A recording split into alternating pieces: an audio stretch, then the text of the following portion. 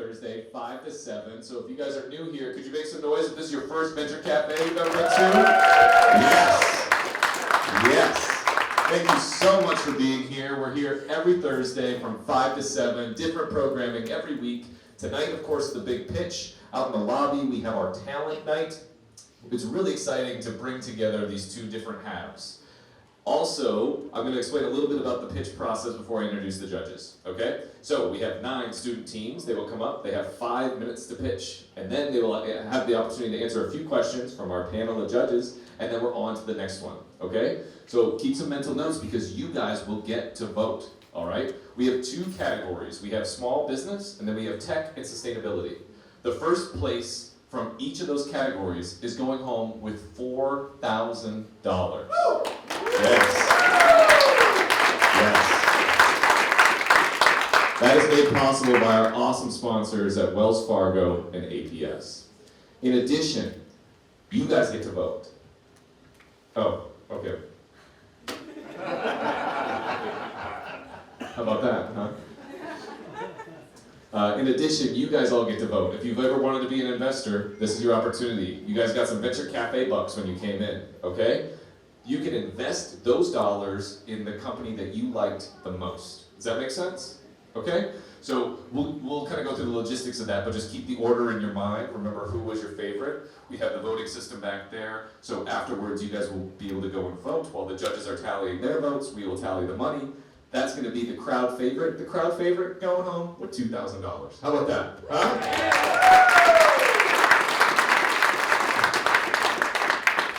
Now, I'm going to introduce our panel of judges. If you thought Shark Tank was mean, you should get a load of these guys, okay? You guys are laughing, but you don't know them, okay? I'll start here. We have Daniela Alpert. She is an awesome entrepreneurship consultant. She's a TechStars advisor right here, okay? She knows what she's talking about. Russ Yeltsin, he's the guy who actually started CEI and the Center for Entrepreneurial Innovation. Make some noise for Russ, everybody. We have Chris Yu from Accelerant Ventures. This guy is one of the top entrepreneurs in town. He gives out his advice like it's free. He gives it out as advice like it's free, but it's worth a lot. It's like worth $5 at least. It's no. Chris is awesome. He's got a brand new fund here. He really knows his stuff. We're really excited to have you on the panel. Thanks for being here, Chris.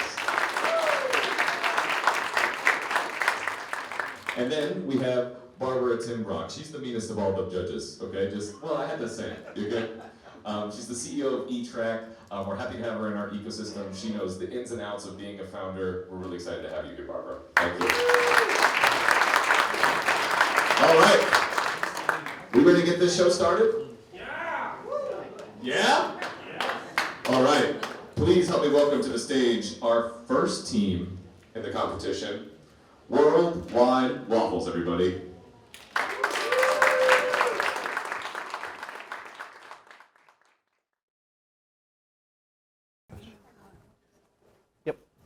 Do I need to point at this? No. We're good. Yeah. Gotcha. Cool. Awesome. Hey guys, my name is Tristan Tierce, and today I'm going to talk about my business, Worldwide Waffles, where my goal is to help people with dietary restrictions dine internationally safely.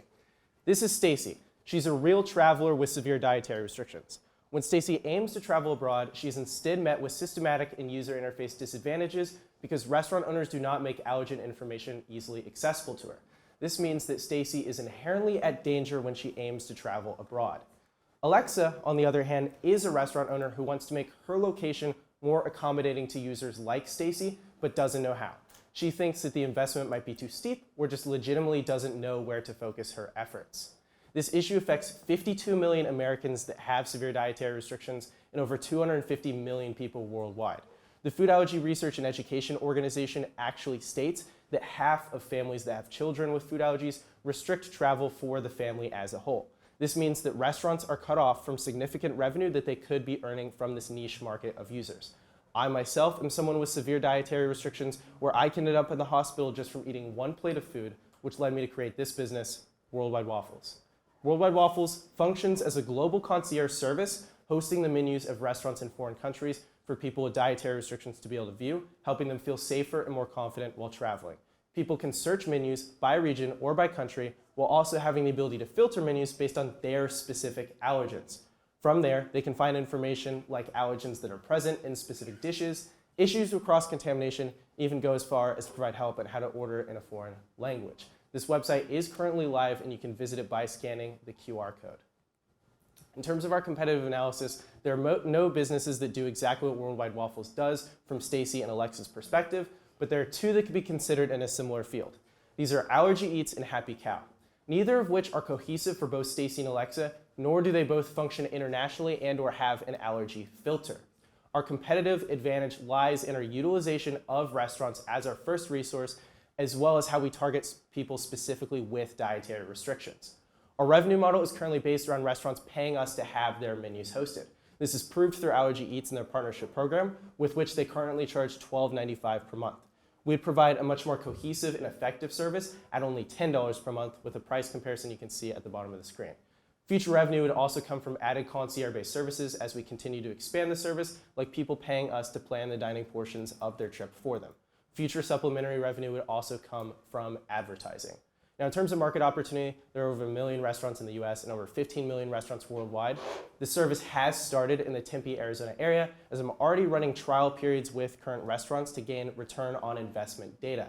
And these restaurants include Pita Jungle, who I'm currently preparing to host their menus. Now, it will soon expand to the Dallas-Fort Worth area where I'm originally from, followed by a worldwide initiative where I've already gained connections within Italy. Now, on our timeline, we're currently in the first restaurant tests, like I previously mentioned, so that we can pitch this return on investment data back to restaurants and have them use the service for paid. And the goal is to currently have 10 restaurants on board by fall of 2023. And I cannot emphasize enough how much this funding will ensure that we are able to secure that goal. Now, my team is currently me, Tristan Tierce, the founder of Food Allergies. Jonathan Janoski is my developer. We are also currently looking to expand for social media and outreach. Now, the ask is the full $4,000, which, putting us on our timeline, will ensure that we get 10 restaurants paying for Worldwide Waffles by fall of 2023. And this is split between data collection devices, refined development, hosting expenses, fair promotions, and restaurant outreach. Now, the marketing is with the Food Allergy and Research Education Organization. I cannot emphasize how beneficial this will be in promoting our service, as well as making sure that we are able to pay, or I am able to pay my developer, as well as continue to host the website and be prepared for Pita Jungle to join our service this summer. And I cannot emphasize enough how important this funding is to ensuring that we have 10 restaurants on board by fall of 2023, which will cover the cost of operations. Now, the goal with this is to innovate travel and make it to where someone like Stacy or someone like me does not have to use an EpiPen like this when they are traveling in a foreign country or even dining nationally. Thank you guys so much for your time. And again, you can scan the QR code if you'd like to visit the website and check it out. And I'm very appreciative, and that's all for me currently. Beautiful Worldwide Waffles.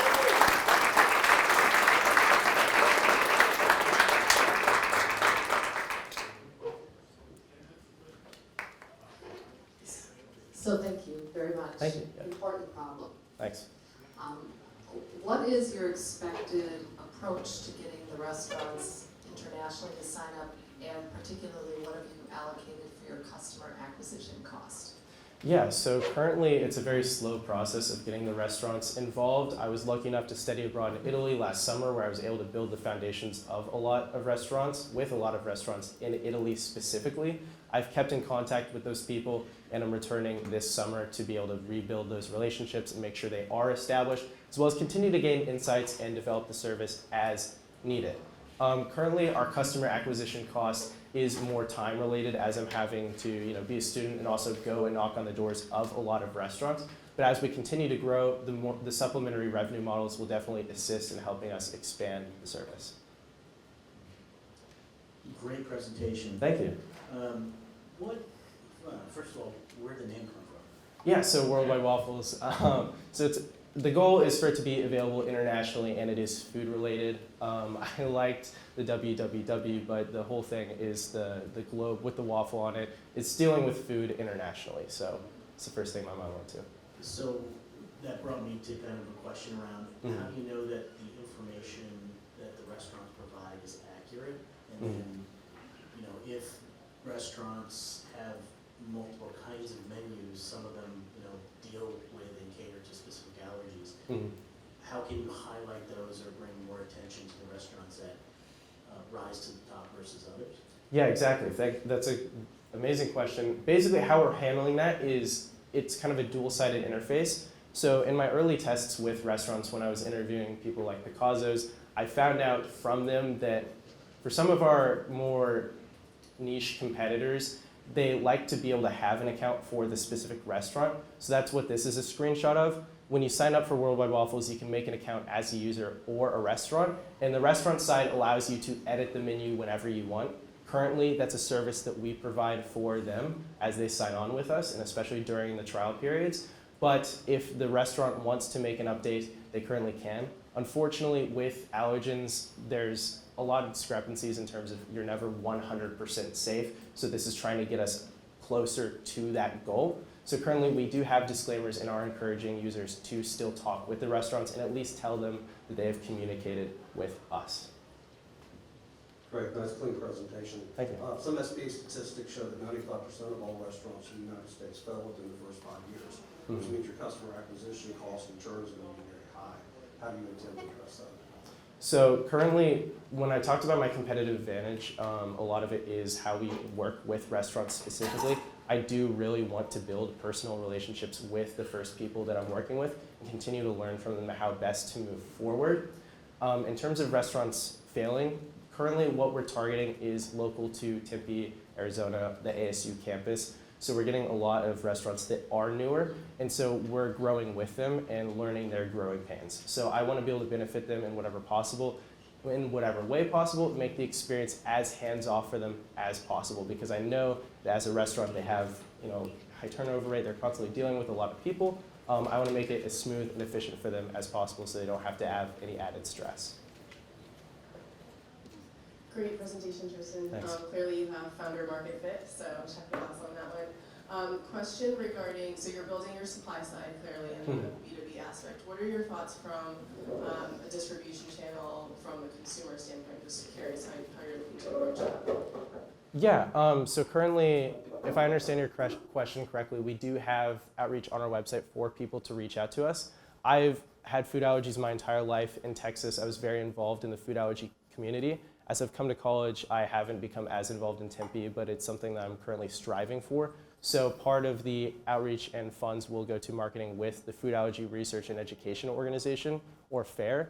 And so getting integrated in that community, I will also be able to go and speak at whatever summit or whatever presentation that they have, which will only further integrate me within the community.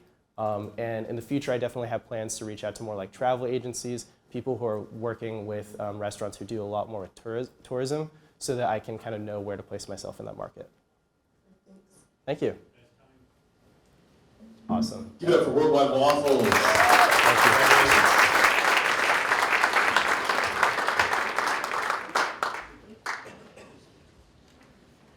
It's always scary going first. They're all freaking out back there, by the way. Because they heard about the panel, Cool. I'm going to let the judges buy some time while they finish up their scoring on that. Any initial thoughts? No? You're just going to let me sit up here in the dead air? That's cool. That's cool. Hey Kurt, what were you saying about me earlier? Let's talk about that. We'll talk offline. Okay, cool. Okay. Chris Yu wants another glass of red wine. Melissa, could you grab another glass of red wine for Chris Yu, please? He literally just shook his cup at me, dude. Oh, thank you. Anything for Chris. Give it up for Chris Yu, everybody. Yes. This is fun. Hi, how are you? You good? Who in the audience has allergies? Okay, that's a good question. Yeah, who in the audience has food allergies? Awesome. Okay. Was this something that you think would help solve your problem? Yeah. Yeah? Yes. Yes? No. 2-1. Was there a fourth? Do we have a tiebreaker? All right. 66% of people polled said that it would solve their problem, so. All right, you guys ready to get started? Pitch number 2? Yeah? Can we bring some energy into this room, please? Yes. Please give it up for Brightside Furnishings. All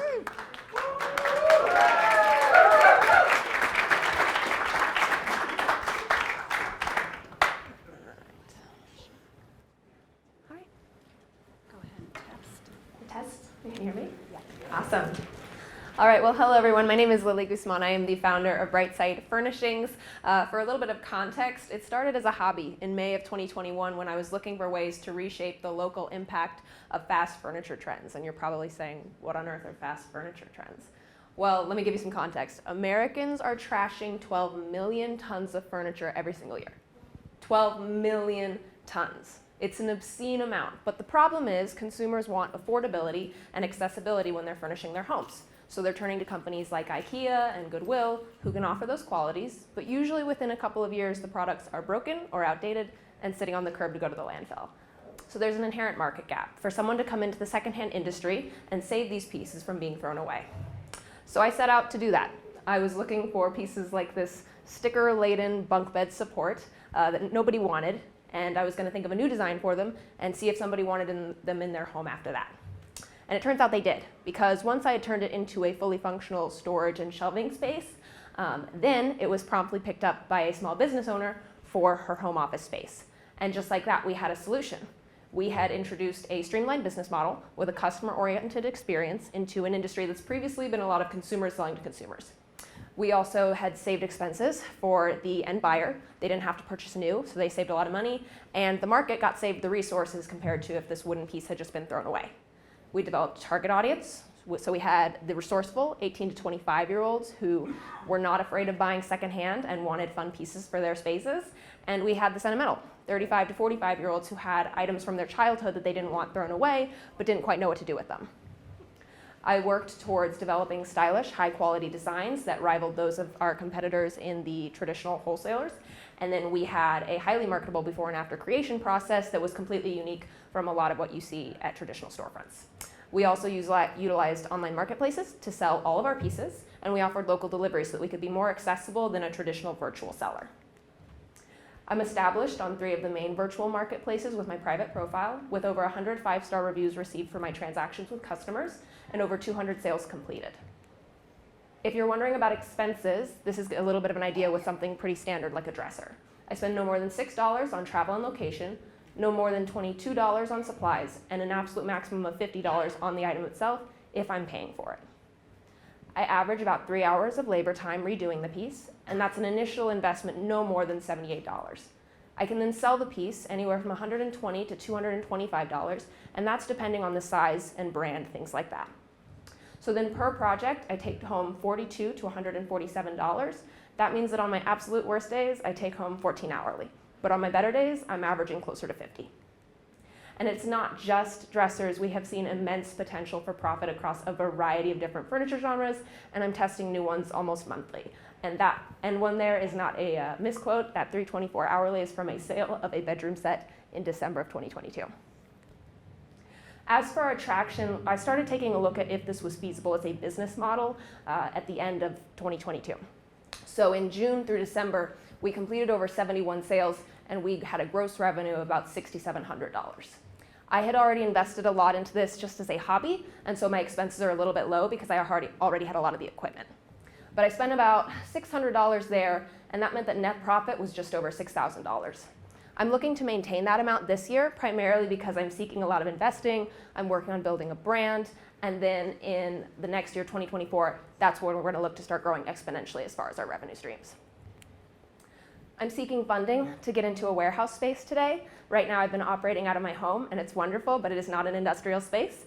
And so I really need to take that next step in order to scale this business model effectively. And I'm also looking to get a professional logo designed because I want this to be more serious as a business and stop being just my face, my hobby. I want it to be an actual business model. But I really believe in this business. I think it's shown a lot of potential as far as the numbers go, but I'm also just really passionate about the environmental impact of it. I think it's really important that we have somebody coming in who's working to save these pieces, to save the resource loss that would have otherwise happened. And I think it's important for everyone to have access to furniture that they love at an affordable cost. And I would absolutely love your support going forward. But if you have any questions, I can definitely answer those now.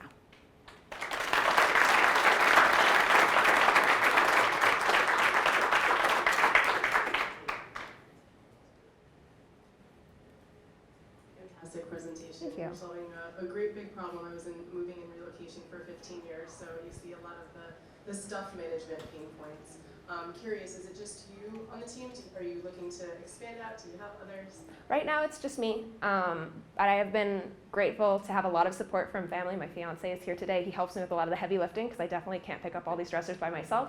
And so I have help from family and friends, and eventually I would love to turn it into the kind of small business that's kind of family owned and operated. I would love to have some of my siblings who are interested become a part of it with me, but right now it's just me. Beautiful. You're sitting on something super special, and I think the exponential growth, you're kind of selling yourself short. I think we're going to see something skyrocket there, especially with the expansion of the team. So Thank you. Congrats. Thank you. Yeah, great presentation, definitely a need for that. How are you sourcing these? Where are you finding the pieces of furniture? So when it started, it was because I lived in the town of Gilbert, and they actually have a bulk trash pickup schedule weekly, different areas of Gilbert. And I was driving around and was just in awe of the number of things that were just thrown away on the curb that I thought I could put that in my home. I know friends who would love to have that in their home. So a lot of it, especially in the beginning, was sourced straight off the curb, really to pinpoint back that whole effort of saving things. And now I've transitioned into using some of those online marketplaces. So if I can't find stuff on the curb or it's not that time cycle, then I'm going there and I'm finding things that people are just trying to sell off quickly as they're moving. Great job. Thank you. 12,500 is what you expect to make next year. Correct. So tell me a little more about how you might scale what you do. Have you thought about the involvement of others to help you expand your reach, especially looking for the items that are being thrown away? And do you see a way to organically drive supply of the product that you're refurbishing? Absolutely. So definitely as we get into an industrial space, that's going to help a lot. I've been limited right now based on the fact that I can't keep everything in my own home. And so it's going to be great to have a dedicated space, ideally, where we can put more things. But I've already found that the natural process of me being in the community, picking things up, meeting families on those virtual marketplaces who are buying my product, or I'm buying from them the beginning product. As I tell them what I'm doing, they really love it and they're excited and they start reaching out to me with new leads when I have something to give away. My friend has this and they don't want to throw it away. And so it's kind of naturally grown supply-wise because people really love the idea of it and they want to continue giving me stuff. Who else is doing this kind of work, and how are you different? I would say there's a good number of people nationally. You see this on social media a good bit. There's examples of furniture flippers. And so there's definitely precedent for other people who are doing furniture restoration. I would say I'm unique, especially in the area, in that I'm offering a business model. So a lot of times when you go on virtual marketplaces and you're trying to buy secondhand furniture, even if it's been restored, you're met with sellers who are not coming at it from a business perspective. They love redoing the pieces, but they don't necessarily love the sales aspect of it. And so you sometimes have poor communication, or you're not sure if you can actually communicate well with someone. I would say I'm unique in that I'm offering not only a beautiful end product at a good price, but in that I'm offering you a business model in an industry where you wouldn't be able to see it normally. If you thought about, incorporating art into what you do, is there a kind of co-founder personality or persona who you would point to and say, that's somebody who I want to involve in my business? I would say I've actually had a lot of input. It was funny, I was doing one of these recently, and I had a woman come up to me who does custom fabrics, and she loved seeing pictures the before and after of dining tables because she had upholstery fabric that she makes custom, and she was telling me that she would love to work with me on a project where she can make custom upholstery. So I would say that other small business owners who are making unique materials, unique paints, unique fabrics, things like that would be awesome to incorporate going forward.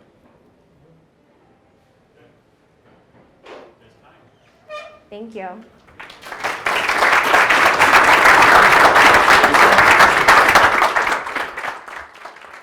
Lily, Brightside Furnishings. My favorite stories are the stories where a hobby becomes a business, I think that's super cool. You know what they say, someone else's trash pickup day, someone else's business model. You know what I mean? Come on, that was good. I just wrote that like a second ago. No, really, that's a really cool story, especially because then people are going home with furniture that has a different story to it, you know? Right? Like, people come over to my place and they're like, where'd you get that? And I'm like, IKEA. See, the problem is it took me too long to put together. Yeah, I was like, I know, I'm assembling it, and I'm like, dude, I graduated with an honors degree, and I cannot figure out this end table at all. I built one backwards one time. But you know what, that was my fault. I was like, I don't need the instructions, I can do this. Or you ever finish building some IKEA furniture and then you just have leftover screws? Yeah, cool. Anybody else done the refurb furniture before? Yeah? Did you buy or did you refurb? Redid it yourself. Nice. Let me guess, chandelier. No? You're just not gonna participate in this conversation? It's just gonna be me? Dressers. Okay, very cool. Very cool, very cool. Anybody looking for furniture? I'm gonna get a commission off of whatever I sell here. So is anybody looking for some furniture? Are we ready? Yes, the handheld will need to go to him and that might turn off. Sure, sounds good. Okay, awesome.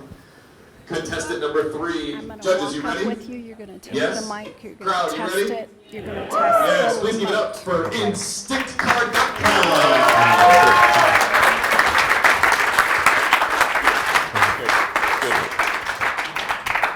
Check, check. Test. Check, check, check. No, you're Oh, doing this perfect. one only. Oh, this one only? Yeah, the dual blend.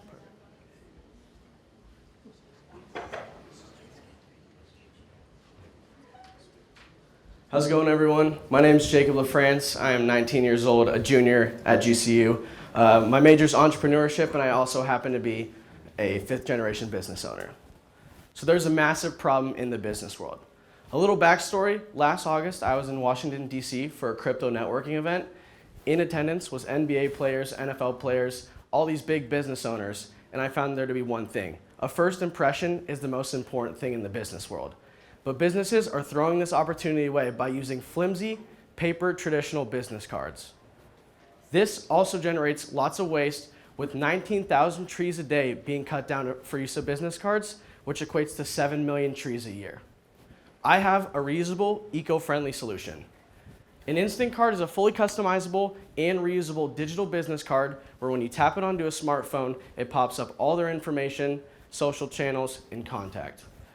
Also, with this, depending on the event, you can change your links to what you please. So here's a product demo. The video didn't go through correctly, so I'll just show you on my phone really quick. So basically, you grab it, you tap it on your phone, it pops up a link. Through this link, you can go down to your dashboard, and you see there's some links, LinkedIn, Instagram, but when you go up and click Save Contact, it'll mitigate right into the contacts of your phone. Let's say you want to go to the LinkedIn, you can just go down, tap on the arrow, and it'll go right through to LinkedIn. So, my target market is small to mid-sized tech companies. This is to help them stand out from their competitors in the wide pool of tech companies here in the Phoenix area. As well, I'm aiming for business conferences and networking events that give items to each attendee. So what's the market potential? In the United States alone, there are 585,000 tech companies and 7.7 million employees employed at those companies. Along with this, just last year, 205 million people attended the 1.8 million conferences and conventions. So who's my competition? There's Dot, Link, and Popple. All three of these companies are majority B2C or business to consumer companies, and Popple, being the oldest one, was only founded in 2019, 4 years ago, so the market is still very early. So how does my company stand out? One, we have the ability to customize cards and offer bulk discount pricing for businesses, which makes us a great B2B supplier. Another big thing is we also offer crypto wallet integration as well as NFT wallets, so it's easier to share your portfolio and your wallet address. And 3, we can have different profiles. So as you see on the screen, I have my personal profile active, but then in a moment's notice, I can switch it to business. So far, we're a registered LLC. We have a fully built Ruby on Rails website, an office space, and inventory ready to sell. Along with this, our cards are being used at conventions, business meetings, and in sales positions, and we have 41 different links integrated that you can add in. So I built an advisory team. Eduardo Sosa, he's my web developer. He currently works for Apple and has 10 years of design experience. Luke Miner, he's the co-founder of UCaring, raised $500 million before being acquired by GoFundMe. Garrett Vigors, co-founder of Limelight Health. He was acquired for $75 million in late 2020. Those guys are helping me with my exit strategy. There's Steve Ukalan. He's the co-founder of Jackson Jewelry. They're on pace to do $60 million in revenue this year, and he's helping me with the startup process. And Alex McLean, he's the coach for the Washington Wizards NBA team, and he's been helping me with the funding rounds. So currently we're in a soft launch phase. We have a little over $3,000 in revenue and 50 plus users using our cards. Here's a little market validation. So 96% of people believe that growing your personal network is important, and 95% of those people attend 1 to 5 social or business gatherings a week. So currently we're in phase 1 of growth strategy. This is the social media marketing, which we just started last week, influencer ambassador program. Phase 2, we're looking at in-person sales, going to business conventions, company gift packages, making those connections. And then phase 3, that's where we're forming those long-term contract deals with tech companies where they do the reoccurring buys for their employees. And may I add, each employee only needs 1 card for the rest of their employment, both personal and business. Thank you.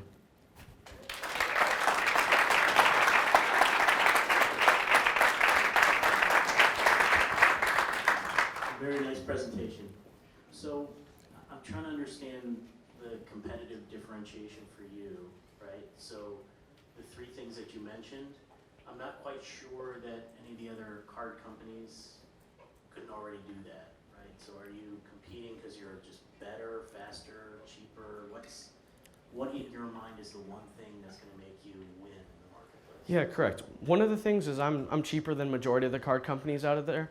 One thing I hate is subscriptions. I'm a college student. I got Netflix, DoorDash, all that kind of thing. And so other card companies such as Popple, which could be my largest competitor, they do a monthly subscription. And so that strays people away, as well as my price point's cheaper than Dot and Link. Could you talk a little bit about your ambassador program and what that consists of? Yeah, definitely. So traditional ambassador programs on social media, they get their product, they post it, but with my ambassador program, it's where they actually go out and tap on people's phones, and depending on the connections that they make through that, they'll get price of the cards that they sell. And so the biggest thing for me with marketing, word of mouth is a huge thing, because obviously these cards are being used at these business conventions and people are shocked because of the tapping ability, and they're like, oh, where'd you get that? So the word of mouth is a big part of my marketing scheme. Yeah, my question is more related to the defensibility aspect as well, and just, you know, if you're in a position where you can continue to pivot and be unique and different, you have a powerhouse team there. I didn't see a female there. I'm just gonna say that diverse teams build amazing products. So yeah, just curious from if you have, you know, on your you know, product development side, if you see a way to just still remain unique and defensible in that regard if your competitors are starting to copy. Yeah, correct. So I'm very open to pivot. One of the main things that I'm actually looking into is, since it's a digital business card market, also getting different items. So let's say a wristband, a necklace. So some people may not have their wallet on them at all times. I mean, you probably should because of everything in there, but like a necklace where you can tap it on someone's phone. So integrating the technology that my cards use into other objects that people use on the daily. Yeah. So I just came from a conference this week and everyone was just scanning each other's QR codes or just doing the LinkedIn next to you. Have you thought about other types of groups that could be a target market that isn't already served with other types of solutions? Yeah, the reason I jumped into like tech companies is because of the wide scheme and the wide array. Tech companies, they need something to stand out, because there is 585,000 in the US. So having a card helps them stand out. But I have looked at other markets such as I have a bunch of music links included, so for musicians to share their music profiles, or just for regular businessmen and women, there's calendar links, so you can share your Calendly. So it's not specifically, all the links aren't targeted towards the tech space, like a regular person and consumer can use them. That's just the market I'm going after.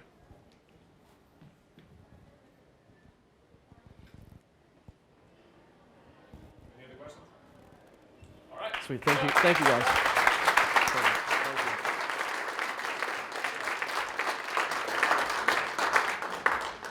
Well done, well done. How are we feeling, judges? Energized.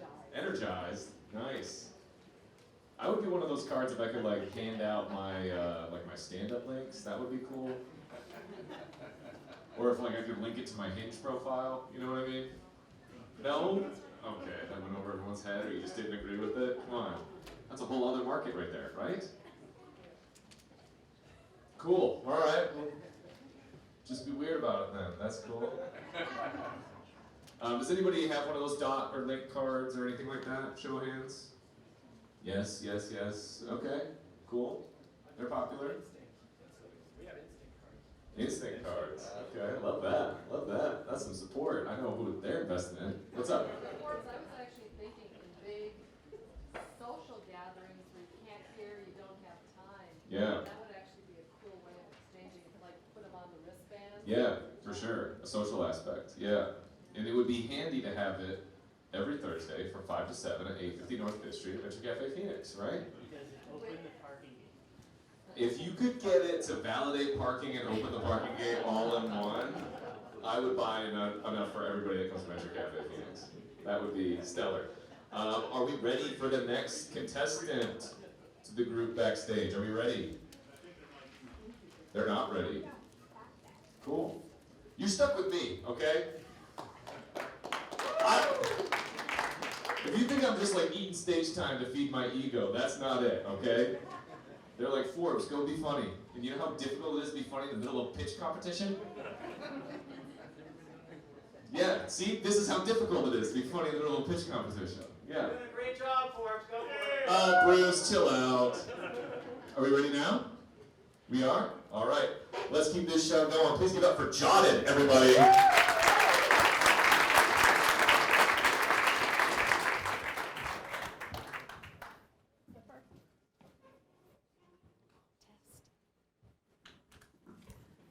And you don't have to lean, just step Okay. forward if you want, and then just go ahead and test that. You got it. Awesome.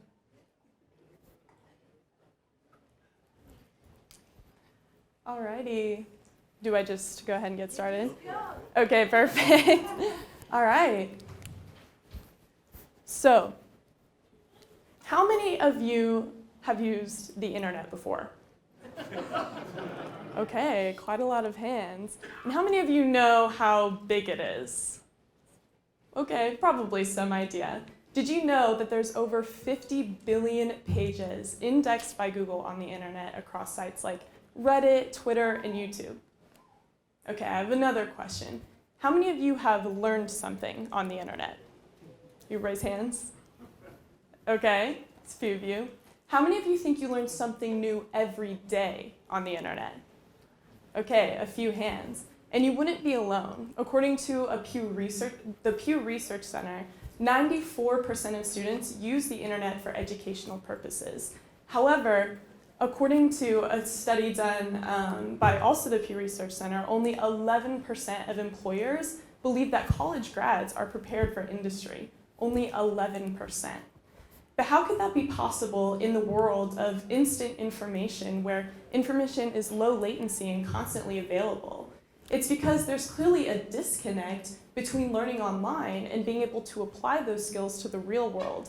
That's a huge missed opportunity. In fact, the biggest missed opportunity for learning in human history. So the question that we ask at Jotted is how can we curate high quality resources on the web into a comprehensive learning experience? And our answer is to turn content into courses. We're on a mission to build the world's first community-curated online university. The Jotted community is currently curating digital resources on the web into full courses and programs. we're taking all of that value that's scattered throughout the web, condensing and curating and refining it into a learning experience. And it's all collaborative, public, and open source. We have a 3-step method for collection, which is to capture, connect, and curate information directly from your browser using our Chrome extension. You then connect that to the Jotted Learning Management System, which is our platform where we turn all of those resources on the internet into an engaging learning experience with games, flashcard, and collaboration and discussion. But this is clearly, there's a good use case for this for individuals, and we are a public social learning community, and that's what we've been working on for a while. But we want to ask the question, how can organizations leverage the power of a crowdsourced education to help their teams upskill? So now we're introducing Jotted Groups, where organizations, small to mid-sized businesses, can create courses for in-demand skills as they're demanded. They can import coursework or link resources in order to help their teams stay on top of modern skills in the industry. You can leverage your organization's web browsing and researching by encouraging your team to make community contributions.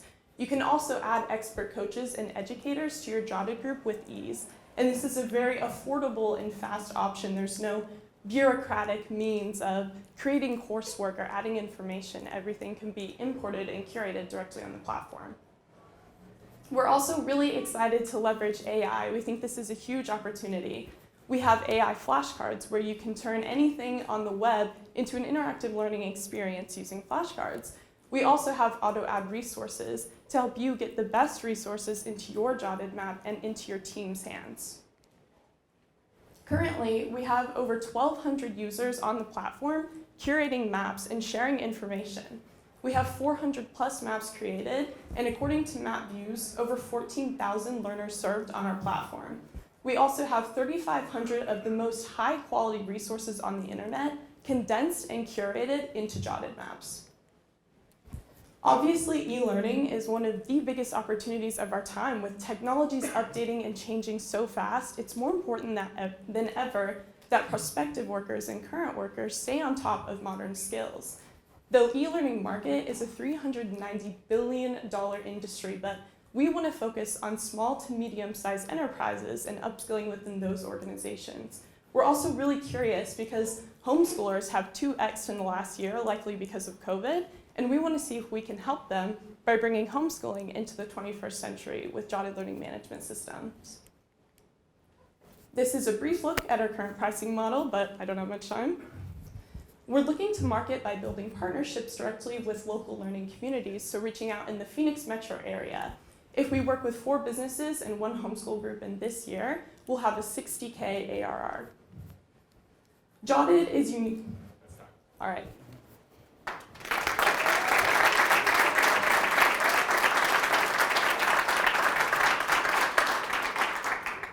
Can you tell us about your competition and your pricing model? Yes, absolutely. Oh my gosh, thank you so much for asking. I'd love to talk about that. Yeah, so right now, Jotted, we're looking to compete. There's a lot of e-learning options out there, like if you're familiar with Coursera and Udemy and Kajabi. So all of these platforms are these kind of learning economies that we're interested in emulating.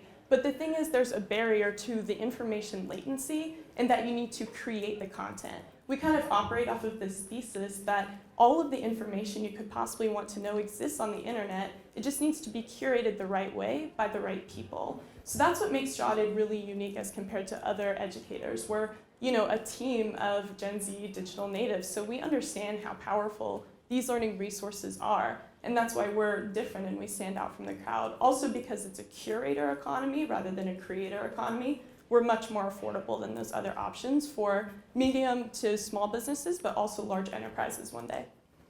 And have you thought about your business plan and costs? Yes, absolutely. So we're completely bootstrapped because we're a technical team. So as far as costs, a lot of that is just server time, but it's not a huge load because right now it's just a React app. So we're able to cover all of the costs ourselves, completely bootstrapped. But for customer acquisition, we're looking to get funding so we can start to run more optimized Facebook and Google ads in the Phoenix metro area, targeting those small to mid-sized businesses. So that's sort of the cost we're looking to take on, is a lot of sales and customer acquisition.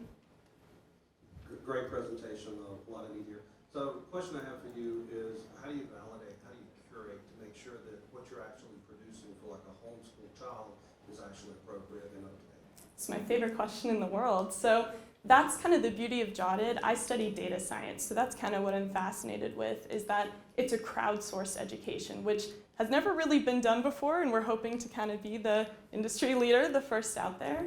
So basically what we do is we use the power of the crowds and our current community with those 14,000 viewers to upvote and downvote and suggest links in maps. So what we do is we build an optimized learning path through all the public resources on the internet, pretty much just like a YouTube thumbs up, thumbs down, like did you like it or not. That's how we develop our algorithm. So if you're a homeschool parent, for example, you want to build a curriculum on top of our public community curriculum, because we're building the open source community model, because that's our mission, is to make public education or public online education accessible and high quality. You can take what we've built with the community and add your own content on top of it. So you kind of have this optimized learning path, and you're able to customize it yourself or with our AI tools.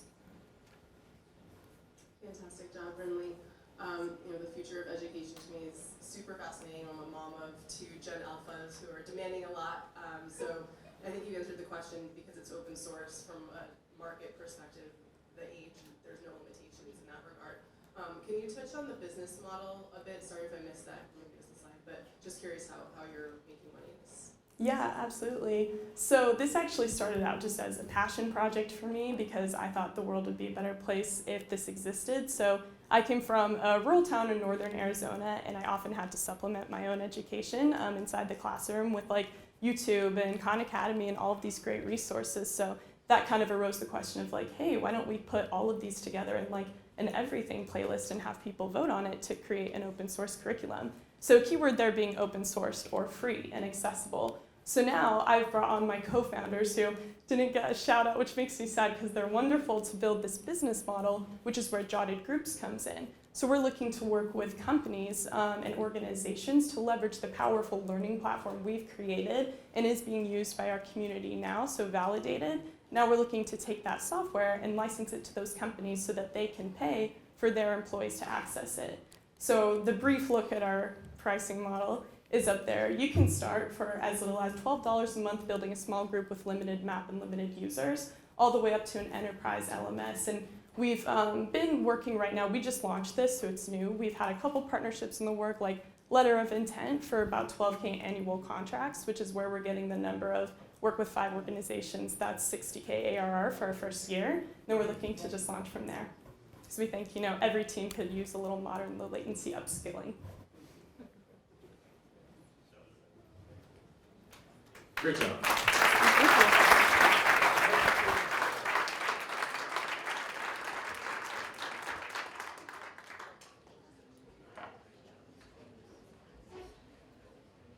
That was nice, Chris. That was solid. I love the layup. Yeah, very cool. Oh, we got some props this time. All right, we have one more presentation and then we're going to take a break. So we have one more presentation and then we're going to take a break. We're over halfway done. How about that? Huh? These students are awesome.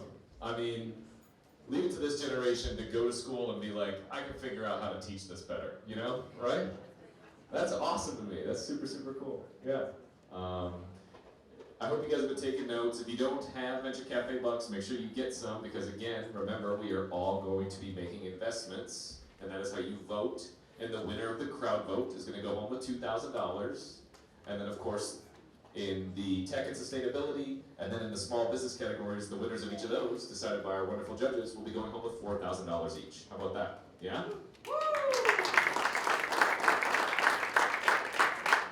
You can see what an impact it's going to make on these businesses. And these pitches, I mean, really? Like, they're so good, Yeah, right. Chris is like taking notes on the presentation because he's like, this is how I can improve my presentations. Yeah.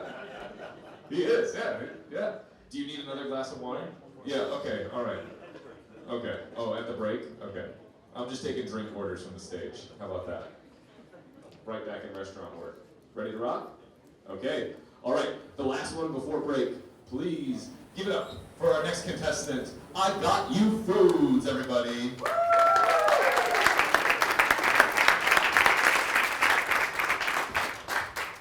Thank you.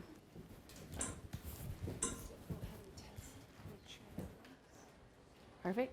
Good. Come on up. Okay. Say test. Testing. You got it. Perfect.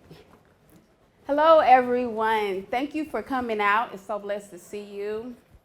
I got a question or a statement. You know, they say the older you get, the wiser you get, right? Well, I am a mother, I'm a chef, I'm an urban farmer, but I'm also a full-time college student. So let me tell you why I got you.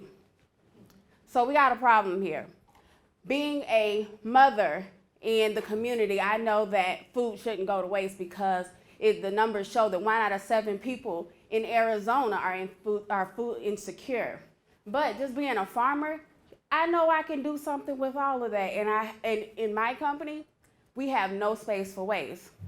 So the problem is you have all this food that is perfectly usable, and we don't know what to do with it because people are not basically educated and or they do not have access to that. So the solution is me. All my knowledge, I told you I got smarter as I got older.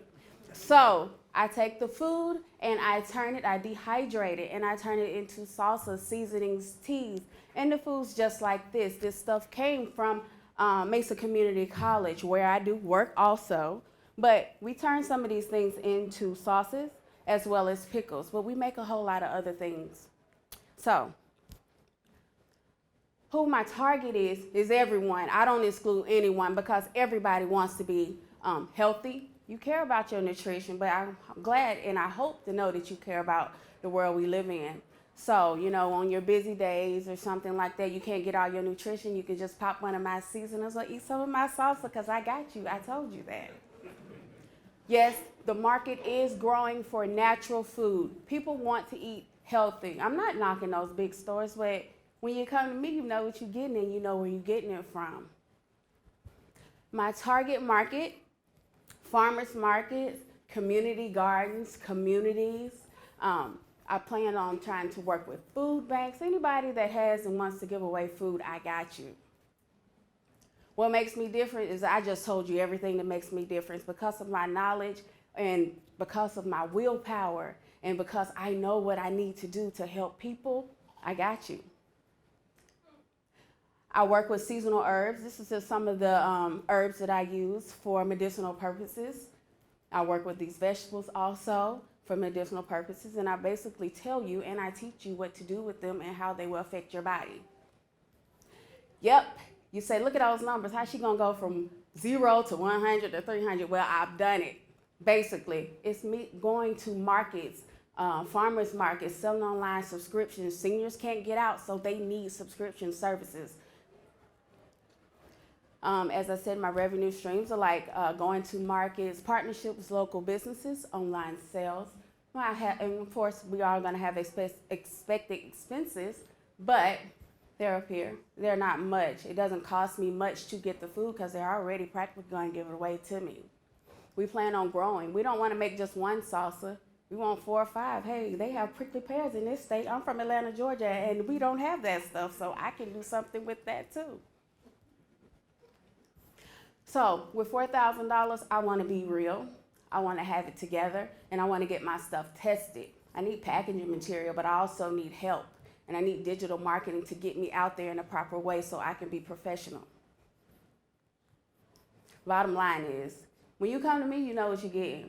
I'm going to help you learn how to cook that food, learn how to eat it, know what to do with it, and hopefully we can reduce food waste. Thank you.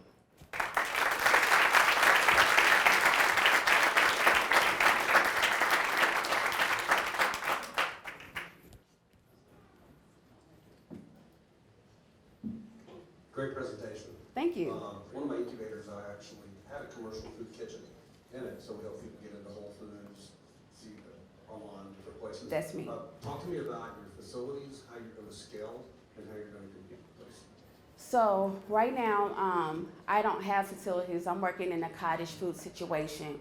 And so with me building partnerships and having those partnerships with the Seed Spot, who's branching me off to people, my church, people in the community, then I will start to hopefully go to a food kitchen. That's what I want to do. But my number one goal is to, one, have my own brick and mortar so I could be my own space where I can teach and do all those things. But also be mobile because I want a mobile market too. You mentioned prickly pear jam or whatever you're gonna create. You could probably do anything with that. There you go. So, what else do you think could be unique about the foods that you prepare? And do you think there's something that, you know, you could put your brand around as being, you know, only you can produce this and, you know, create a lot of demand that way? Yes. So my number one seasoning is Ivory Got You All Over. I Got You All Over. That consists of a mixture of herbs and spices, and I put up on the screen basically what the health benefits were. So that I Got You All Over, anybody can eat it. So those picky eaters, like, I don't like carrots, I don't like all of that, they don't know what they're eating. It's in your seasoning, and it tastes really good. So, you know, you can mix and match as you go. You go, girl. Thank you. 30 years in the food service industry, this is a giant problem, leftover food. How are you handling the food safety, labeling, things that are, I'll call, regulatory to ensure to your customers that your product is safe and healthy? Well, I've been taking classes actually, and I've completed a lot of those nutrition, safety, and health classes. But I'm working hard to get my product tested, and right now testing is ranging from $700 to $800+ for one test. So I got all my ducks in a row. I just need to get it to the testers so I can know what I need to do to go from there. So yes, I do know that's a big issue, and I am addressing that.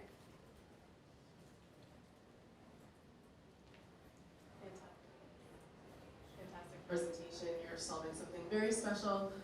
Just curious, you know, you will be able to, let's say, own the market here in Arizona and be able to provide a tremendous amount of value. But do you see an opportunity to expand even more broadly? Do you see an opportunity to talk to officials from a government perspective around policy and get some changes so that we can have a more sustainable, scalable way to approach this, since it's a global issue? Yes, actually, it should be some people here that I invited from, like the Tiger Mountain Foundation and some other places that have their own food. So actually, I'll be working with them to basically see what we can do around policy. I am not good with that, but guess what? I told you I'm getting smarter. Every day I'm learning, so I am there, you know, in those people's faces, asking questions. So I am present. Strategic advisors.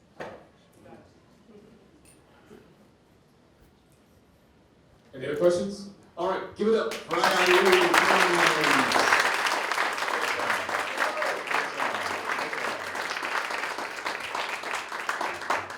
All right, we are going to take a 10-minute break so you can go out, grab another drink, stretch your legs. We are going to get this started back up at 6:10. At 6:10, we will continue with the rest of the pitches.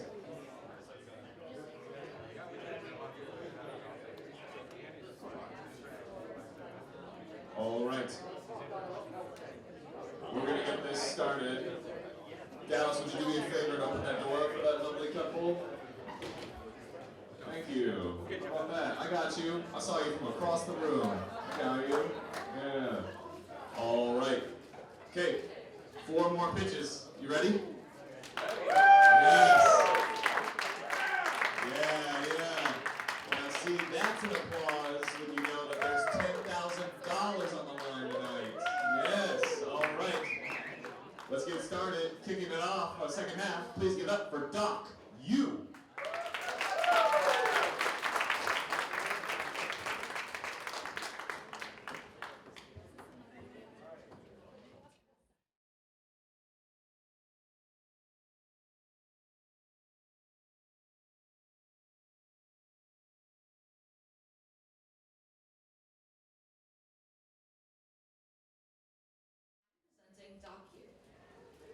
So, for some context, after graduating medical school, aspiring doctors must complete a residency and then optional fellowship program before they're able to practice independently. Meet our community partner, Dr. John McGreevy. Dr. McGreevy is the director of the Pediatric Residency Program at Phoenix Children's Hospital.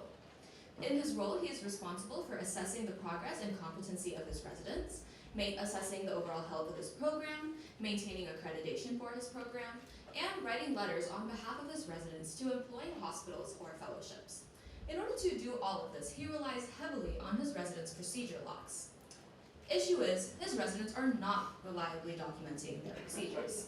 This means that there is not enough data for him to assess their progress or confirm their competency, and any judgments he makes when graduating them or any hospital makes when employing them are risky and subjective, not something you want to know about your doctor. This means any reports given are not substantiated by data, and this causes a lot of last-minute conflict and frustration when it comes to graduation or employment. To understand why, we interviewed a couple of Dr. McCready's residents.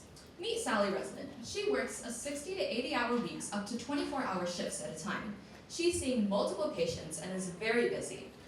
In order to document her procedures, she has to first update the patient chart in the electronic health record, then she has to find a separate place to note down any procedures she performed. This is typically analog. She writes it down in her personal notebook or on the notes app of her phone, which is not secure for HIPAA information. Then she has to find yet a third time to input it into their medical education software called MedHub. So there's 3 separate documentations happening. It's redundant, it's confusing, the user interface is inefficient, and it's extremely time consuming. Because it's such a hassle, many residents just dismiss doing it altogether.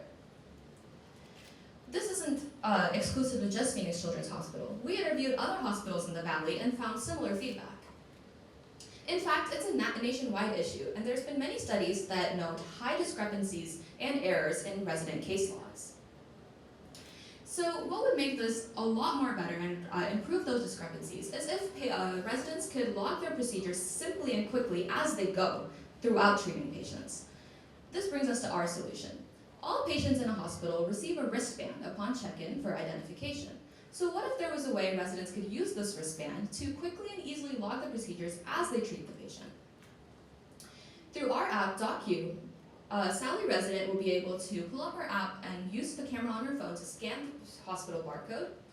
This would pull up a log with all fields auto-populated by the information provided by that barcode. The only thing Dr. Sally would have to do is click on the drop-down and select the procedure she performed, in this case a lumbar puncture, and list the role that she played in the procedure, whether she assisted it, observed it, or performed it. When she hits submit, a log will be automatically created. This can be exported and sent to any institution necessary. On top of that, she will be able to see a progress report of all the procedures that she needs to complete and how far she is in order to meet her competency targets. She will also have access to resources, ACGME programs, conferences coming up, and have training videos that they were given in med school in order to be able to refresh herself.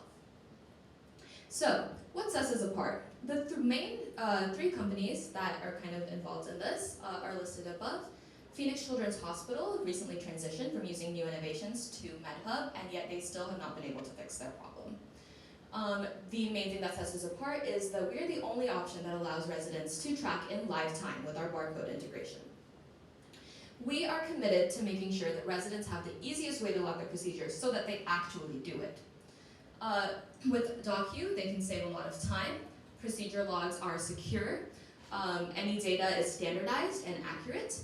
And we create safer environments for patients, so you as a patient can know that your doctor accurately completed their training program and is more than qualified to treat you. We are primarily looking to target our solution towards program directors like Dr. McCready. We're first working with Phoenix Children's and in the East Valley and hoping to expand to hospital networks and all ACGME accredited programs nationwide. As you can see, that's a huge market.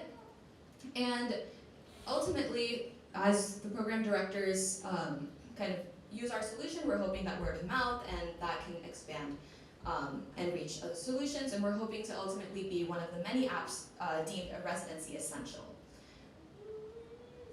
Our pricing model, right now we're looking to market to entire hospitals.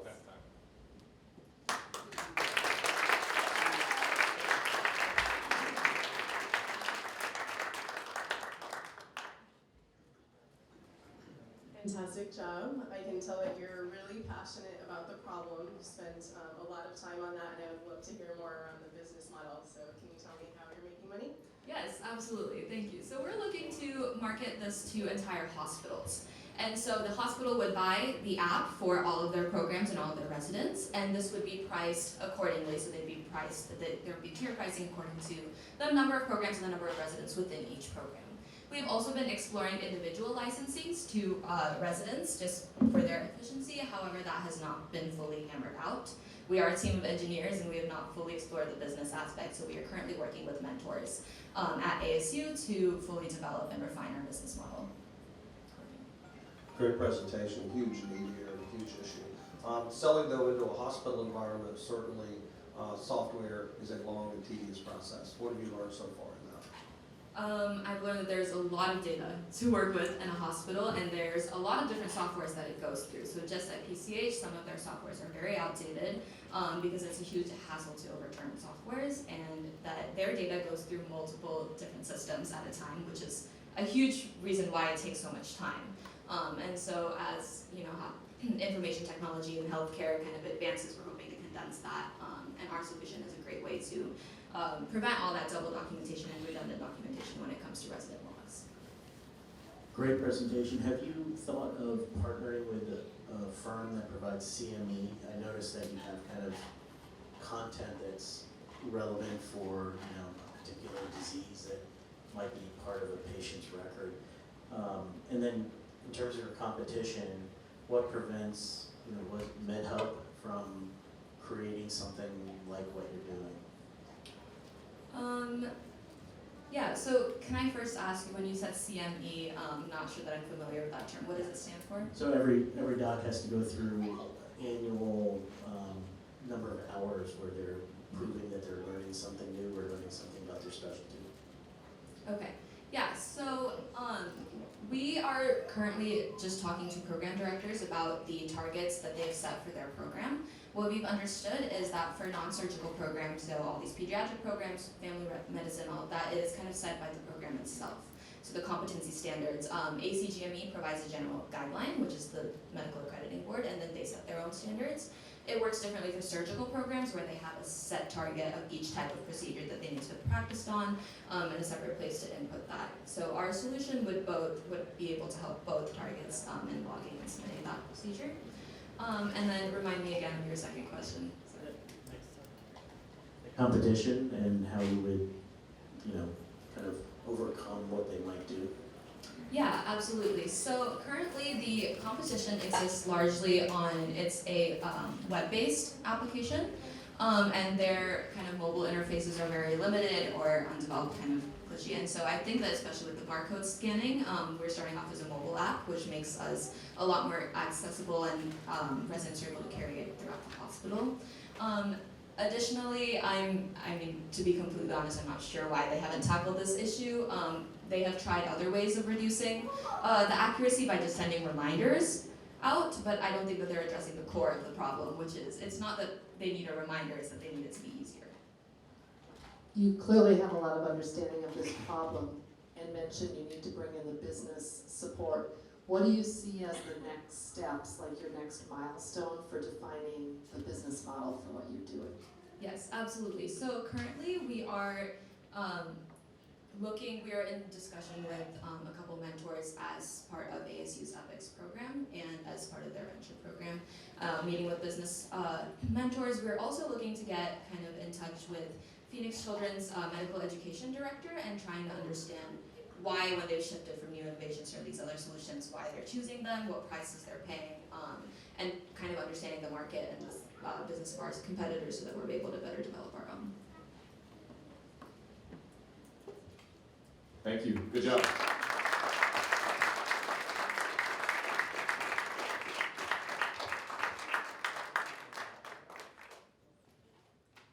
And I know some of these students are here tonight, so while we're in transition, I just wanted, I don't know their names, but those are their faces, so.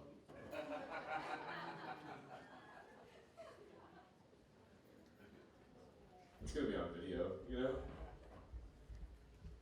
Oh, there's more. A lot more. Those are their faces. Oh, we're going. All right. Sweet. Cool. I just want to take a moment and just kind of re-emphasize, like, these pitches are so good. Like, really, they are really, really good. These guys did an awesome job. Seriously.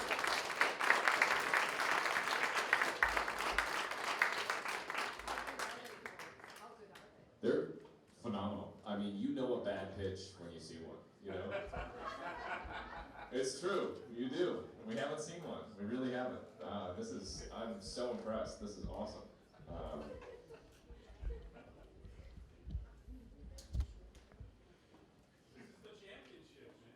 This is the championship, you're right, this is it. This is the first time all of the colleges got together to do this intercollegiate competition.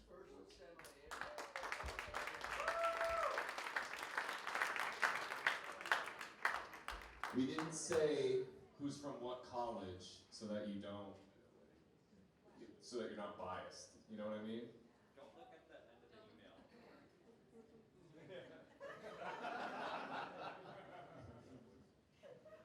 To be fair, she was also wearing a Sun Devil pin, so. Cool. Are we ready to get started? We're not? We are. All right, let's keep it going. Please give it up for American Prominent 3D Filament Recycling.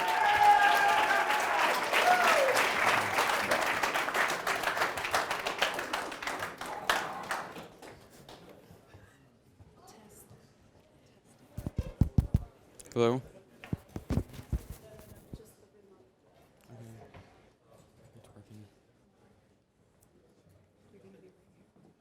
Say test.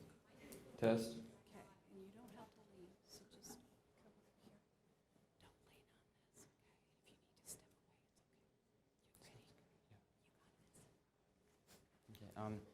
Hi everybody, my name is Daniel Holtz and I'm with American Prominent 3D Printing. And so first things first, we have a problem. We have 80 million tons of waste coming from 3D printing every single year. And with 2.2 million 3D printers sold in 2021, there is a whole lot of waste. And I first noticed this when I was 3D printing masks during COVID and sending them out to healthcare workers because of the shortage. And so this is a big problem because a lot of this filament goes into something that cannot be used again. Once it's used, and it uses about $3 to $9 per roll. Up to 35% of what we have here goes to waste. And when these are about $25 to $50 a roll, that is a lot of money going down the drain. So my solution is a machine that basically focuses on the premise of reshaping material like this into stuff like this, crushes it down, and extrudes it into new filament that can be put right back on a roll and used again. So these are two of my prototypes that I have developed to do this. As you can see, the electronics are not in them yet, but they are work in progress, they're patentable, and it's something that can work and recover everything that is lost. So my business model, I decided to do directly online sales. So I make this in my garage, I buy the parts, I build it, I sell it as a kit or as an entire thing, just how it comes, and they use it, they set it up, turn it on, and it works right out of the box. Different calibrations for different things that they can do with it and different materials, but everything works as soon as it's taken out. So my slice of the market is people like my uncle here who have about 12 to 20 3D printers in this room, and they sell stuff, do costumes, cosplay, all that kind of stuff. And they need this kind of thing because they make a lot of this waste, and they have it just sitting around. It either goes in the garbage or you can save money by using it again. So sales, I'll reach a majority of my customers through places like Facebook, Reddit, forums that people go to directly to get help with 3D printing and different things like that. That's where people gather, people meet, and this is somewhere that I can focus my, where I can direct my sales to the customer.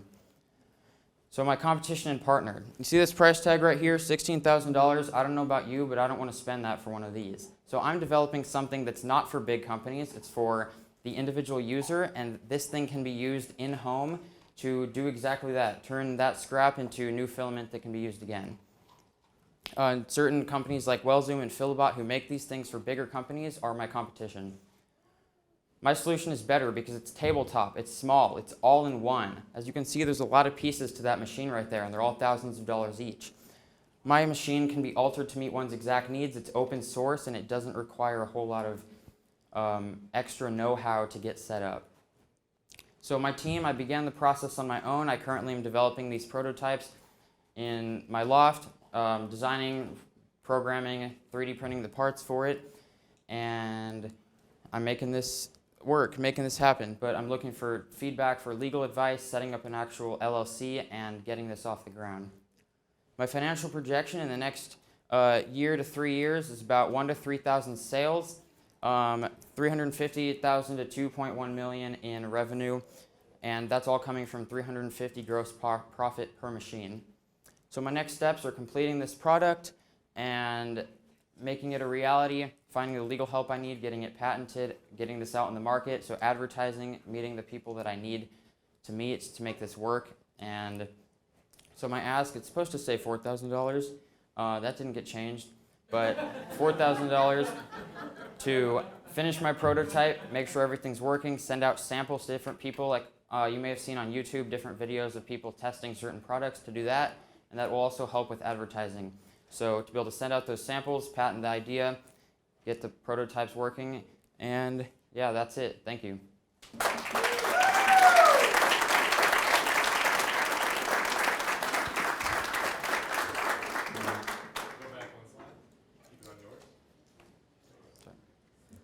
Question? Great presentation. So for the $1,000, will we be able to build one of these? Yes. So I can build it for about $350. It's looking at about $300 to $350 per machine. Of course, that'll go down with getting different parts in bulk and making a lot of these machines at once. But it currently costs about $350 to make one. Sell it for about $650. And are all of the materials,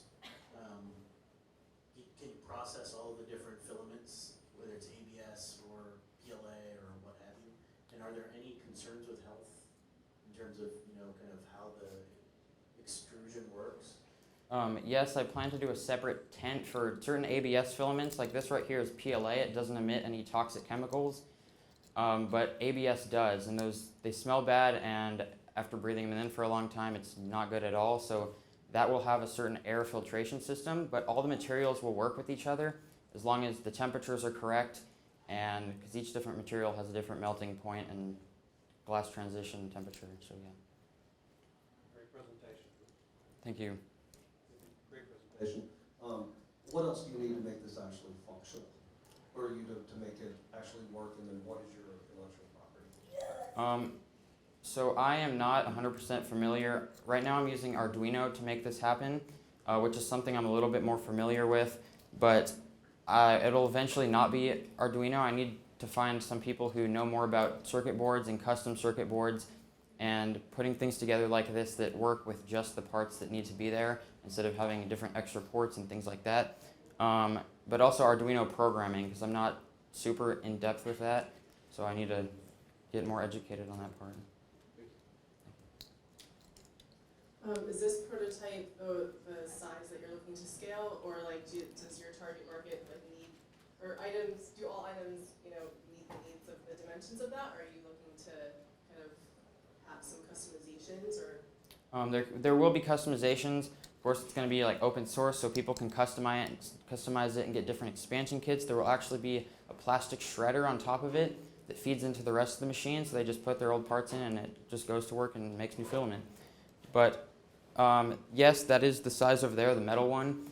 I switched from laser cut boards to aluminum because they're stronger, slight bit heavier, but they are stronger. They hold together a lot better. They're more rigid, and they work much better with the design that I have. Okay, then do you have plans to drive that cost down, or how do you look at that? I do, yes. Buying things in bulk, getting things at different discounted rates like wholesale, things like that. Not buying things individually off Amazon because you can't get the right amount you need for the right price you want it for, so that's not going to be a long-term fit for me. Thank you.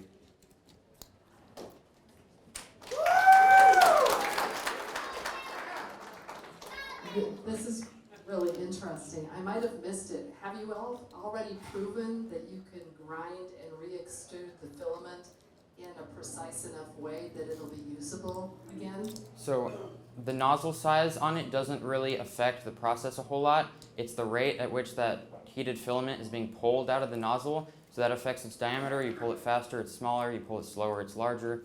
So mostly it's going to be a lot of experimenting with different temperatures and the exact rate that it needs to be pulled at to make that the right size.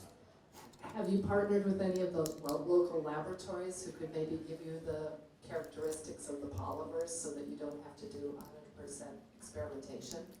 Yes, a lot of the companies, and they post different things for their materials, like different heat temperatures that are needed to make these things melt, and different, not the rates I'm going to have to do myself on the pulling rate, but other than that, the different temperatures and things like that, they're all posted for the different materials. Nice. Thank you.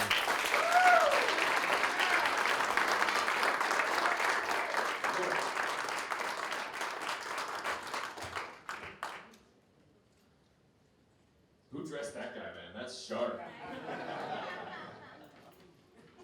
Style points, Chris Hughes says. Didn't know we were judging on that. There's a new category emerged as we get further and further.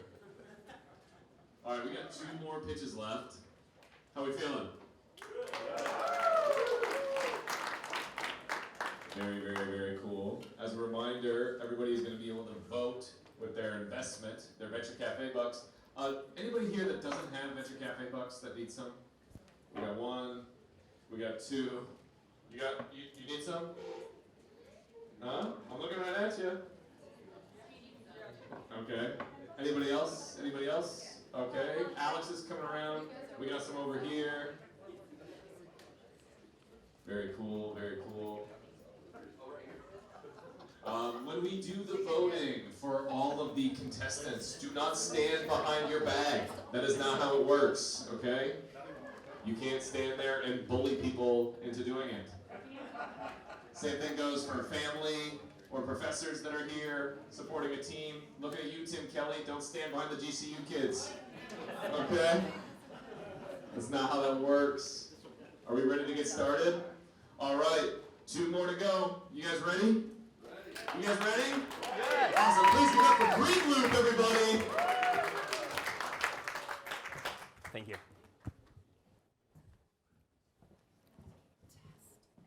Test. Yep, we're good. Perfect. Can you hear me? Yeah, Oh, you can just that's too much. All right. We're ready to go? All right, good afternoon. How are you today? Perfect. Okay, we're good to start. Hello, my name is Mijail Zigallo, and today I'm going to talk about Green Loop, a circular economy company. I want to talk about a problem that we have, and not only in Argentina, where I'm from, but also in the entire world. Recycling plastic is almost alive. We have lack of recycling companies. As a matter of fact, less than 9% of all the plastic produced has ever been recycled, and 85% of them end up in the landfill. On top of that, we have expensive stylish solutions where they can cost above $10 per square feet. Do you see something wrong in this picture? I do. I see tons of plastics that are being shipped away from Santa Fe, my hometown, to the southeast of Asia. This is an efficient cycle, and 99% of the plastics of the world are being shipped to other locations. Do you know what happens in Arizona? Here we come with Green Loop solutions.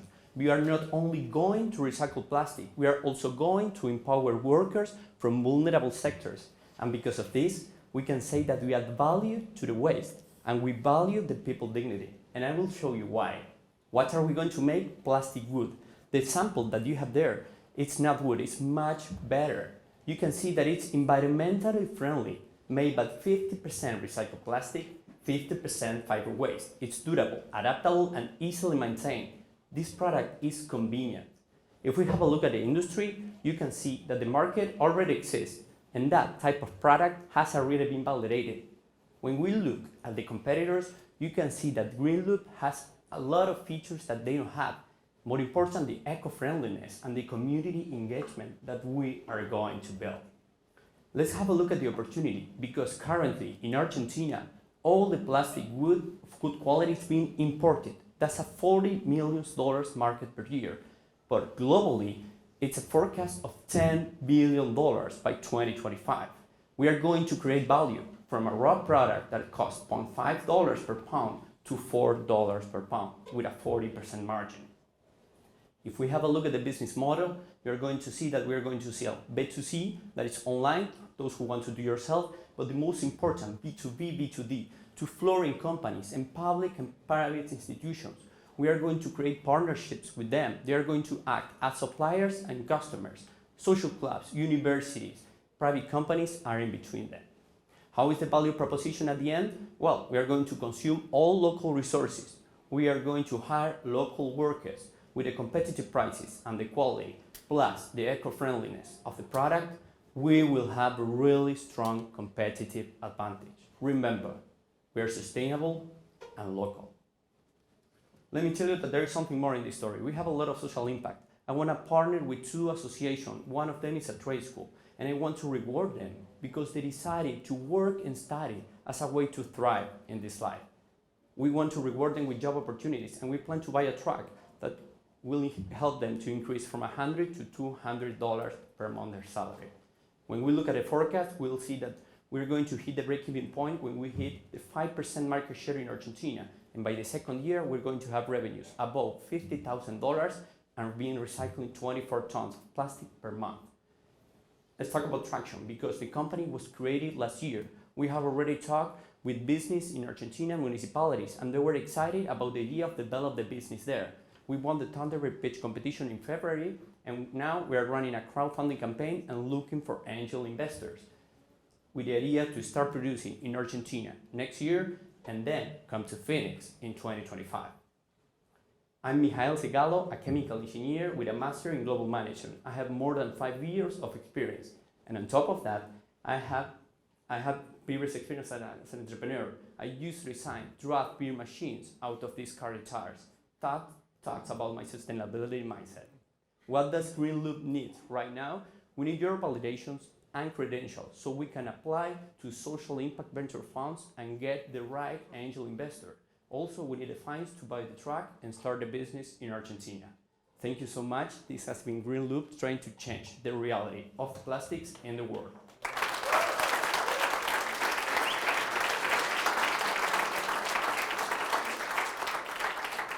Thank you.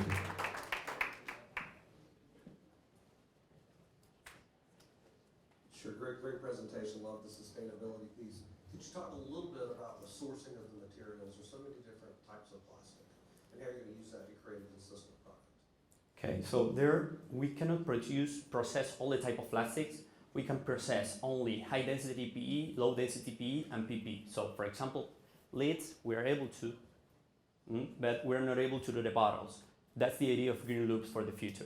Be able to process all the different raw materials of plastic. That sample that you have there, it comes from Flagstaff. So I already been in touch with Flagstaff sawmills, and they say we have tons of this raw material for you. When I told them the amounts that I was looking for, they said that's nothing. We have more. And I say okay, we'll need to produce more then. But in Argentina, we're planning to do it with rice husk. Here in Phoenix, with sawdust from Flagstaff. Great presentation. So it seems like your emphasis is more on the B2B side and having those strong partnerships. I'm curious, you do have the B2C offering. How do you see that playing out from an individual standpoint? So for individuals, it's more like a person that wants to do it itself, the deck, deconstruct the tables, the benches. I don't see the big profits coming from there. I see the big profits coming from a municipality, making a park, a university, trying to get the cap for the sustainable construction material. That's going to be the big revenues. I'm a chemical engineer too, so nice to see one. Nice to see you. Woo! You have a very strong, I'll say, environmental case here. You also, though, will be using a lot of fuel and other resources to truck around these materials. what, at the end of the day, is your carbon footprint impact for this idea? So I didn't calculate the carbon footprint, but I know that will be much better than shipping the plastic to China. I don't know it. I should do it, definitely. But for example, for you to have an idea, it's $2,000 to bring the truck with the raw materials from Flagstaff to here, and the material cost $500. It's, if you compare it. And sorry. Why Arizona? Why Arizona? Because we don't have any industries that is producing this. In other pitch competition, they told me, okay, why is so expensive that deck? I say, well, that one that you have there is a sample from Texas. That is heavy. So imagine Jeep shipping that to Phoenix. You can talk about the footprint there. And we're growing a lot, I think, in the city, and we need these kind of products. Give it up for Green Loop, everybody. Thank you.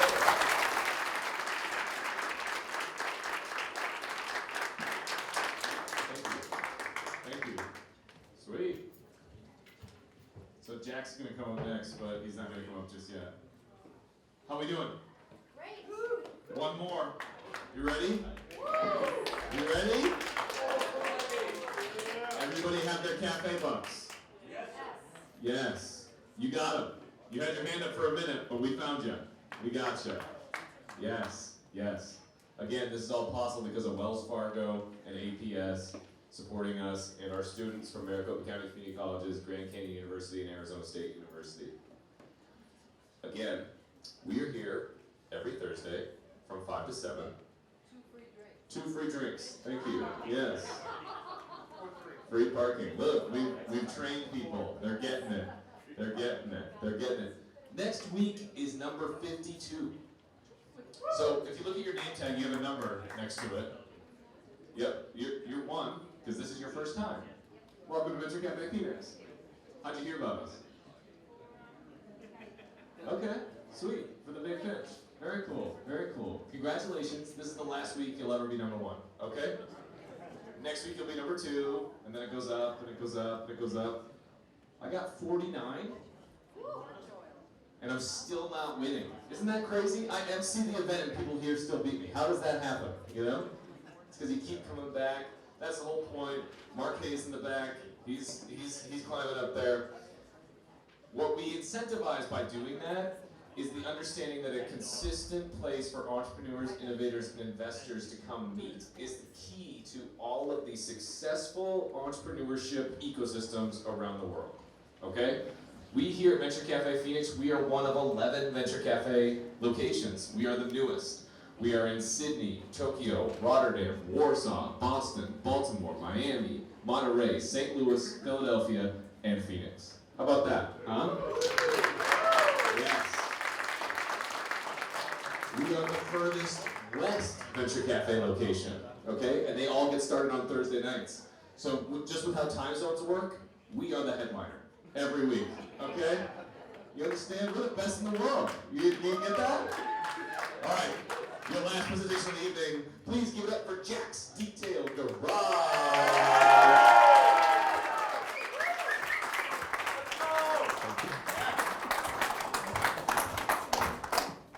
That's good. There we go. Nope.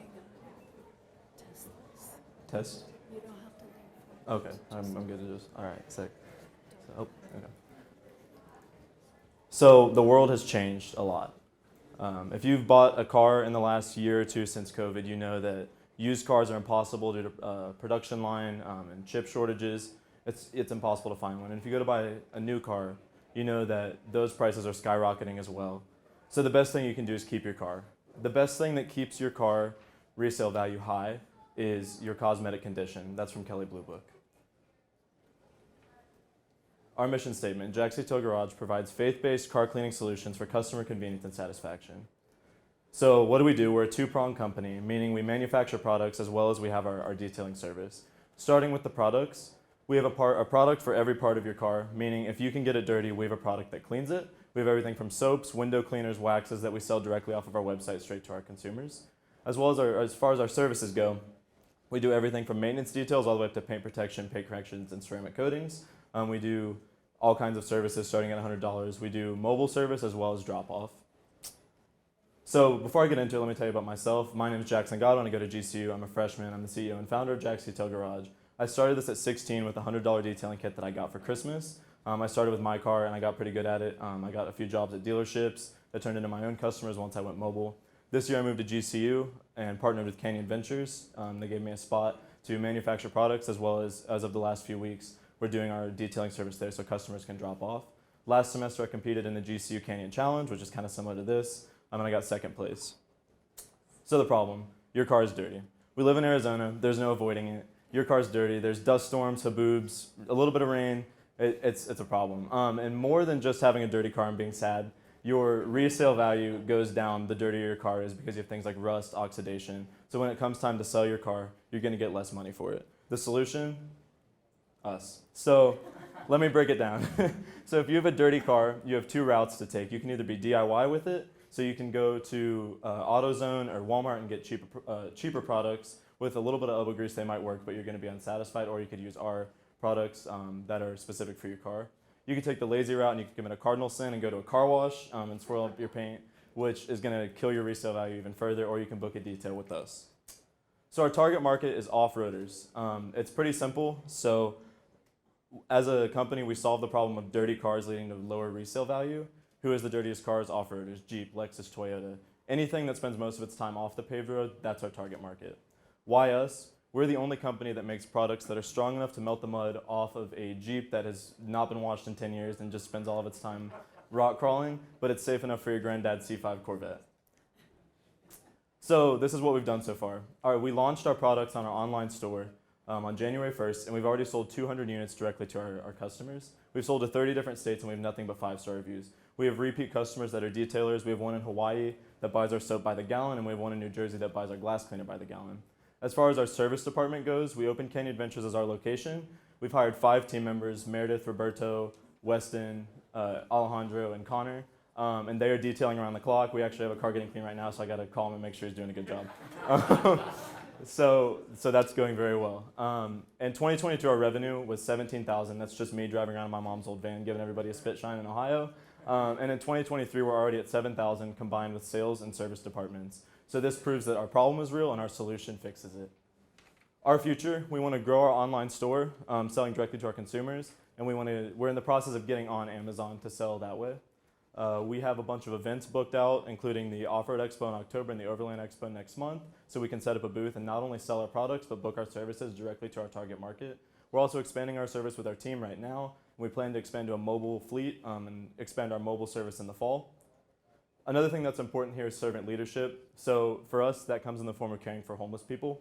Every bottle that we sell, it turns into a sandwich that we pass out to a homeless person in Phoenix, and 10% of every detail turns into the same thing. Thank you guys. If you have a dirty car, scan that QR code and visit jacksdetail.com for more.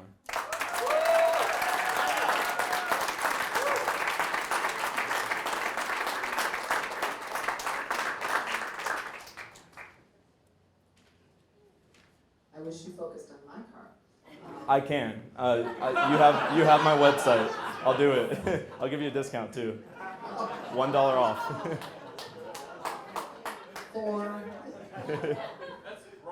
Oh no. You want to expand, and so what do you see as the most important things you need to do to expand, and what do you expect your ultimate profitability, your bottom line to be as you grow? Yeah, so because we have the 2 different sections, the service and the products, I'll start with service. So we want to expand to the point where we have kind of the bigger jobs. Like I said, the ceramic coating is getting dropped off to us, and then we have the mobile fleet driving around taking care of the smaller jobs. It's like your car, the big job, would get dropped off for us, so we can make sure we do very well on it. As far as products go, getting on Amazon is going to be huge if we can get into their fulfillment centers. We're already in talks with a few retail stores that sell directly to detailers. So as far as that, but as far as profitability goes, on products it's obviously going to be a lot higher because there's no labor costs. Yeah, so of every bottle we sell, right around 75 to 80% comes back to us. And as far as service goes, it's closer to 50 to 60%. And that's paying our employees $20 an hour to do it. So does that answer your question? Cool. Great presentation. Thank so, you. Tell me more about what's in this Yeah. and the environmental impact of your products. Yeah, so when we started this, we hired a chemical engineer because I'm not a chemist. I'm an entrepreneurship major. I'm unfortunately not you. So as far as the chemical names, I mean, I know ammonium perglycolate's a thing. I was more on the side of things of like, okay, this works, this doesn't. As far as environmentally how it goes, all of our stuff's eco-friendly. So it's not. I don't recommend drinking it.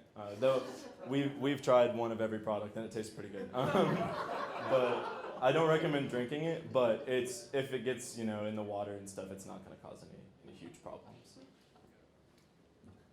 Great presentation. Thank On the you. product side, could you talk about your ability to produce and scale that? So if you actually get into an AutoZone or something Yeah. like that, because a lot of other products, right? Yeah. How do you see the scaling? The scaling, so right now we use Canyon Ventures as our main place to manufacture, and that is without machines, that's all just literally filling by hand and labeling by hand. So, and we can fill right around 500 to 1,000 bottles a day just like that. So say I win this and we start getting investments and some crazy sales, we can get bottling machines that'll take care of it and it would be a non-issue. Great presentation. Thank you. I'm glad you mentioned happiness in part of your pitch because this is a bottle of happiness. There's nothing better than a shiny interior. Have you smelled it? No, not yet. I haven't smelled Smells like it. oranges, it's pretty good. My comments were more from advice perspective. Maybe I've thought of it, but from a distribution channel, REI comes to mind. Kind of targeting your market there, and then corporate business parks like posting up in like large apartment complexes and business parks and that sort of thing. I think would be a huge advantage of meeting people where their dirty cars are at. So. Yeah, for sure.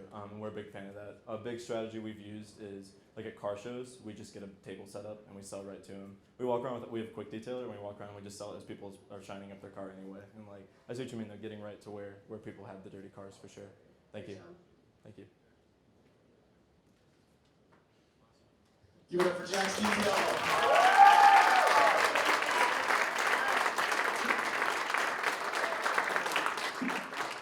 All right.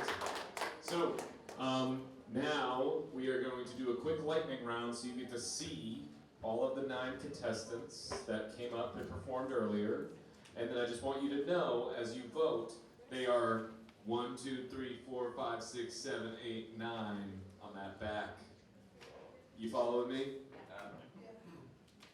All right, that was a weird confirmation, but we'll just do it. Okay. And then you guys are ready to come up here? They did all such a great job, and here comes the parade. Please give it up for Worldwide Waffles. Brightside Furnishings. InstantCard.com. Jotted. I Got You Foods.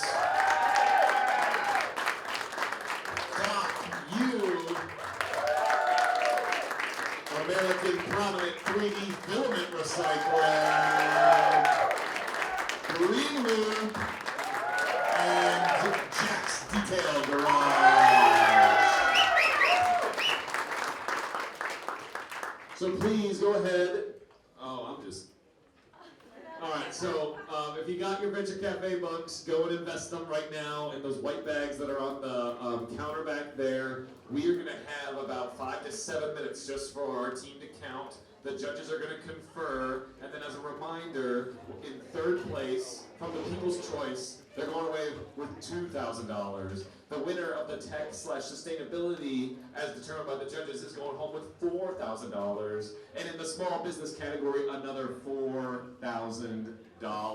Guys, you did a great job tonight. Thank you so much for being here. What an awesome job. You guys all did so well. And I just want to remind everybody that this is why we did it, because Venture Cafe Phoenix is a community platform.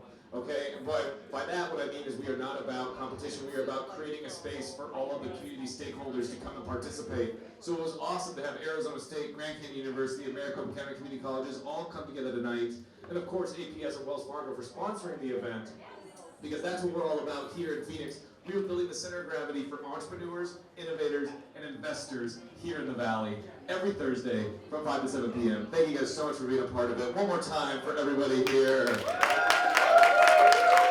Awesome. All right, you're freaking everybody out, so come on, go. And don't go hang out by the bags, okay? You can't skew the votes. Good job, everybody. Just about 5 minutes, and then we will be back with the tally, okay? So please, if you have Venture Cafe bucks, you have to go vote now. Please go vote now.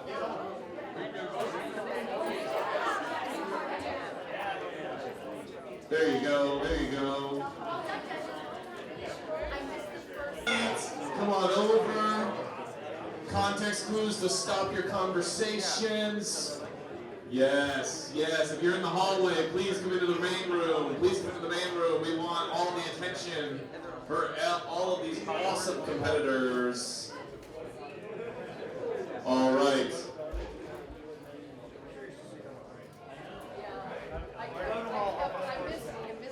All right. Really quick, I want to make an announcement for all of the college ambassadors. And, you know, friends and family, and of course all the contestants. You guys good? You good? We ready? Okay. I just want to make a note that all of the college ambassadors, if you're here supporting a team, please hang out after. We're going to do photos with everybody, but we are not going to do that in front of a captive audience. He's yawning. It's time to go home.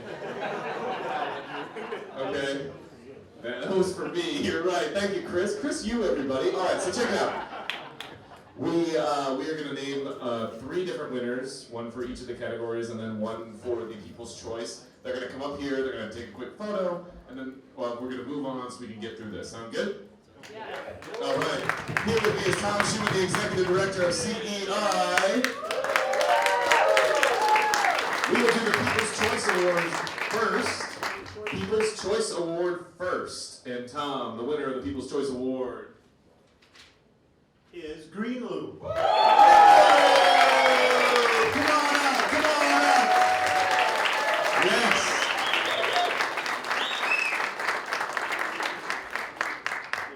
Thank you so much. Thank you.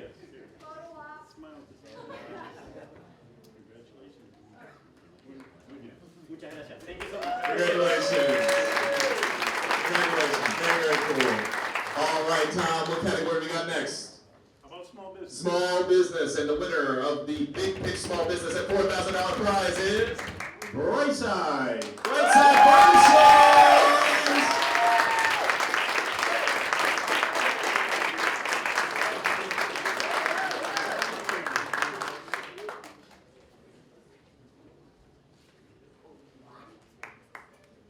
Congratulations. And the last prize this evening, everybody, thank you so much for being here. It's so exciting, isn't it? Everyone did such an awesome job. Yes, yes, awesome job. Awesome job. And the winner in the tech and sustainability category, taking home $4,000 thanks to Wells Fargo and APS is Jotted. Jotted! Yes, come on up, come on up.